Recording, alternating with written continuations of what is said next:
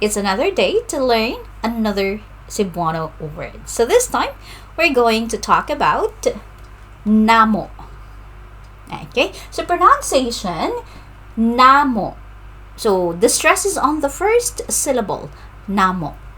Okay, and part of speech. So this is a first person plural, so it's exclusive. Okay, exclusive pronoun. So it means object and possessive form. For the usage, so it means us or our.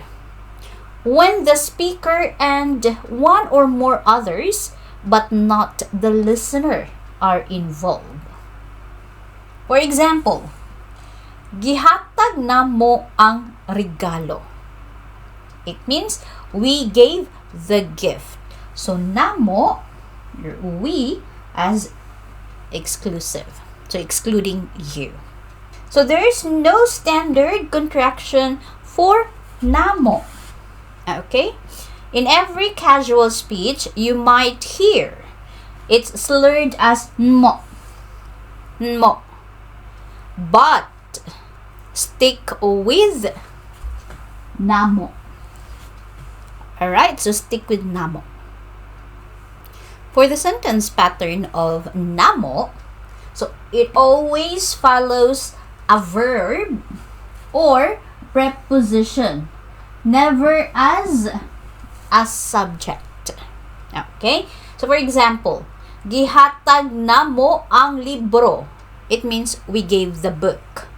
So here is namo. It follows the verb gihatag. Next is para namo kini. It means this is for us. So para is a preposition. It follows namo.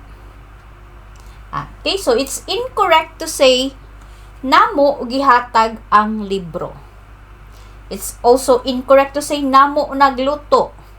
So in this case, as a subject, so use kita or kami. So kita inclusive, kami exclusive. So for the common phrases of namo, you say gihatag namo. It means we gave. So that's it, exclusive. Para namo, it means for our. So it's group. Gikan namo, it means from us. Uban namo, it means with us. And wala pa namo, it means we haven't yet. Next is the detailed usage of namo. So first, namo as an agent of an action. It means we did it, right? So for example, gihatag namo ang donasyon. It means we gave the donation. Next is the recipient. It means for us. So for example, para namo kini nga proyekto. So this project is for us. So para namo, recipient. Next is possessive. It means our. So for example, kwarta namo karon. It means our money right now. And the next one is exclusive versus inclusive. So namo exclude the listener. So it means we but not you. Nato includes the listener. So we including you. So namo, nato. Okay? This time let's talk about the common mistakes of namo. Okay? So confusing namo versus nato. So for example, gihatag nato, gihatag namo. So gihatag nato, it is we including you gave. Gihatag namo, so namo, it means we excluding you gave. Okay, and using namo as subject. Namo nagtrabaho. This is incorrect. The correct sentence is kami or kita ang nagtrabaho. And word order slip. So, namo gihatag ang regalo. That's incorrect. It should be, gihatag namo ang regalo. So, gihatag namo. Now, let's have example sentences.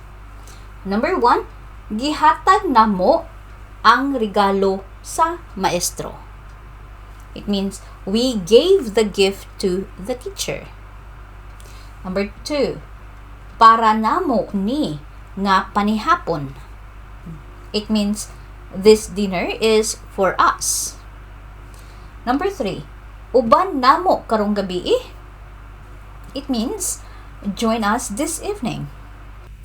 Now let's have an exercise. So, please choose the correct answer for each question. Alright, so let's start. Number 1, asa namo ibutang ang lamisa? Asa namo ibutang ang lamisa?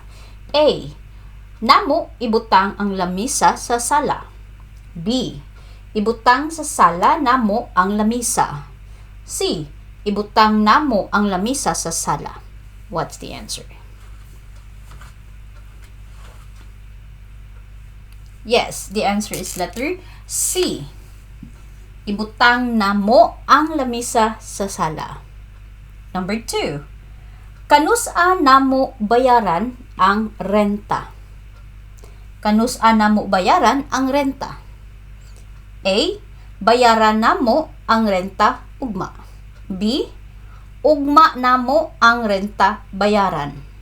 C, namo bayaran ugma ang renta. What is the answer?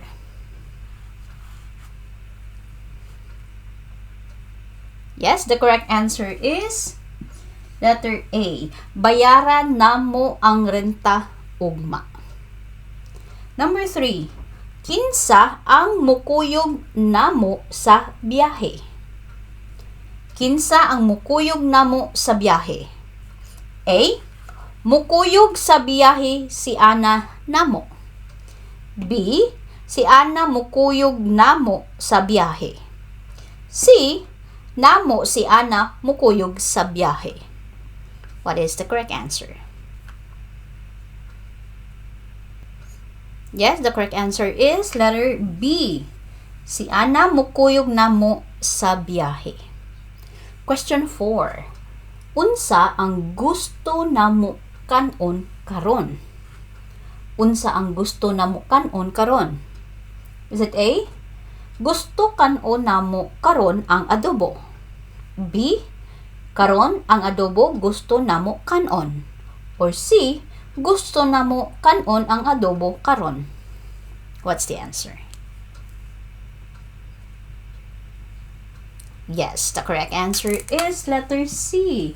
Gusto namo kanon ang adobo karon. Number 5. Ngano wala pa namo nadawat ang sulat? Ngano wala pa namo nadawat ang sulat? Is it A, nadawat namo wala pa ang sulat kay nadugay ang koreo? B, wala pa namo nadawat ang sulat kay nadugay ang koreo? Or C, kay nadugay ang koreo, sulat wala pa namo nadawat? What's the correct answer?